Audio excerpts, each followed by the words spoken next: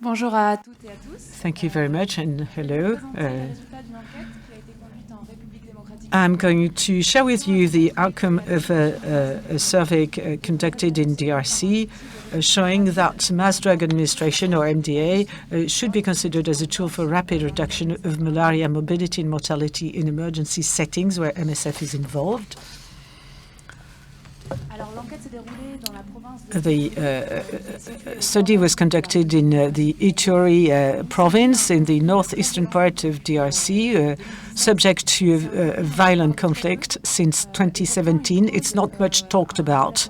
Unfortunately, it has caused a massive displacement of population and a high mortality, largely due to violence and malaria.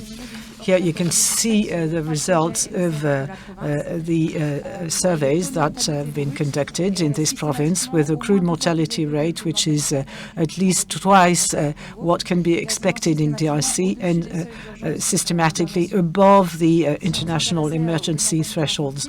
And if we were to look at child mortality, it would be exactly the same picture, with very high mortality rate. Now, this survey was conducted in the Angumu health zone in the Ituri province on the shore of Lake Albert and subject to a massive influx of IDPs and children mortality rate well above the emergency thresholds. Now, in this health zone, the main mortality cause is malaria. So MSF opened a project in Angumu since May 2019 with as a support to hospital and health centers, and also creating community health centers for displaced population to cater to children under 15 and also malaria adults. 2020 was a bit specific because of the high mortality rates despite MSF involvement, and also because it was a year with heavy rains in this health area where we could expect quite a high incidence of malaria, and also because of COVID-19 pandemic that threatened a weakened health system. So MSF decided to start an antimalarial mass drug administration (MDA) campaign in this area, with a simultaneous treatment of all members of the population in an emergency setting with a very high malaria incidence throughout the year, aligned with WHO recommendations from 2015. Now, this MDA campaign was conducted in 4 health areas, shown in green here, called ASMDA in the rest of my presentation. To be noted that these gray areas are health zones where the conflict situation is very complex and where MSF isn't involved or hasn't been involved yet. 3 rounds were organized towards the end of 2020. 1 round of ASAC, 1 round of Piramax in December 2020, and then a study was conducted in March 2021 after the 3rd round. And these are the findings I'm going to share with you now. The main objective was to estimate the crude mortality rate, CMR, and under 5 mortality rate from September 2019 to March 2021 in health areas where MDA had been implemented, and also in health areas where it was not conducted. According to the heads of households answering the question how many people died since the 2nd of September 2019, and then there was a series of questions for each deceased person to compare what happened in ASMDA and non-MDA before and after the campaign was conducted. Secondary objectives were the following ones: the estimated MDA coverage and also the estimated main morbidity rates among adults and children under 5 in the 2 weeks preceding the survey, always based on the question put to the households: has anyone been sick during the 2 weeks prior to the interview, but no comparison before and after, because we just looked at morbidity after the campaign. The methods, this was a retrospective mortality survey.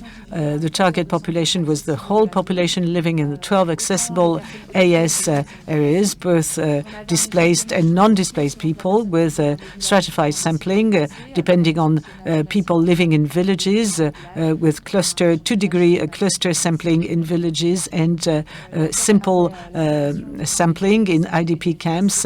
It was approved by MSF and Kisangani University. Then the explanatory variable was considered to be the fact that you live in AS MDA versus an AS non-MDA, as opposed to the individual status, i.e. did the person got the drug or not.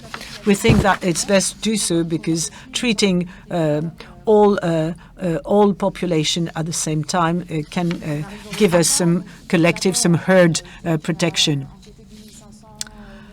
2,550 households were interviewed with data on 15,000 individuals, roughly, and there was a very high MDA coverage for all 3 rounds, more than 90% in villages, more than 95% in IDP camps, and compliance reported by household heads were also indicated, and it was apparently all people took the 3 days of treatment.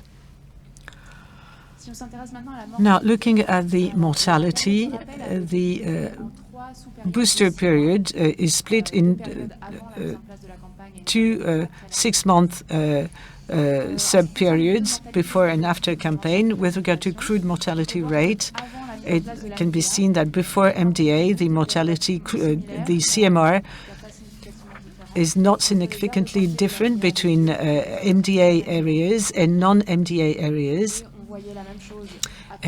Likewise, after the campaign, no significant difference in terms of CMR.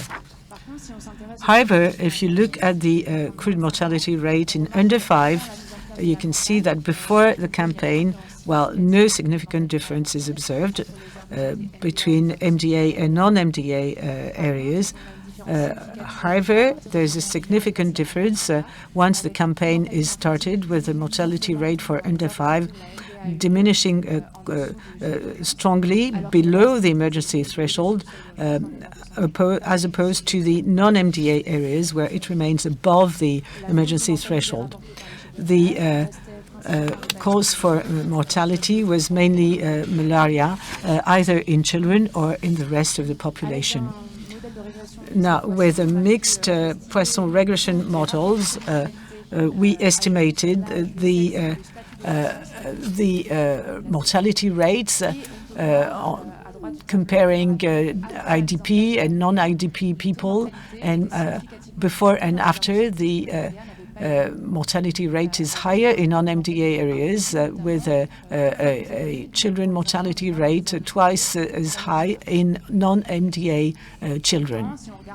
However, if you look at what happened before the campaign, mortality wasn't significantly different between these areas, MDA or non-MDA. In terms of morbidity, the relative risk of being sick in the 2 weeks prior to the survey, adjusted for gender and age, was again significantly higher in non-MDA, whether for morbidity all cause or morbidity among children under 5 or in the rest of the population, or for malaria-associated mortality.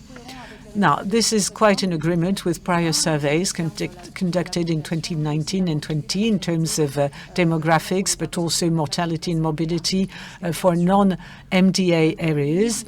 There are some limitations. There is a long recall period, also the fact that main indicators are based on household declarations, and also the fact that the period after the campaign is a mix, is in fact during and after the campaign, because we could not really I just focus on the campaign period itself. The coverage of all 3 rounds was very high, showing a proper feasibility in our settings, even in complex settings. There's also strong impact on population health, especially in under 5, a decrease in mortality and morbidity, all-cause mortality, morbidity, and also malaria-associated. And this is why we think MDA should be considered as a tool to reduce mortality in complex emergency contexts with high malaria prevalence. And this is why, with this in mind, MSF decided to conduct an MDA in Angumu in 2022, combined with IRS, with spraying. It's important to repeat this survey to identify the duration of the impact and the frequency at which MDA should be repeated. And in 2022, in the context of this new survey, we're going to have survey before and after. The first one was conducted in April 2022, so that we can still look at the impact of the 2020 campaign. And these results were scrutinized by CDC and WHO. They were conducting a review of the literature to update the malaria guidelines, and I think that Matthew is going to refer to that in his presentation. Thank you very much to all those who participated in the survey, and thank you for listening.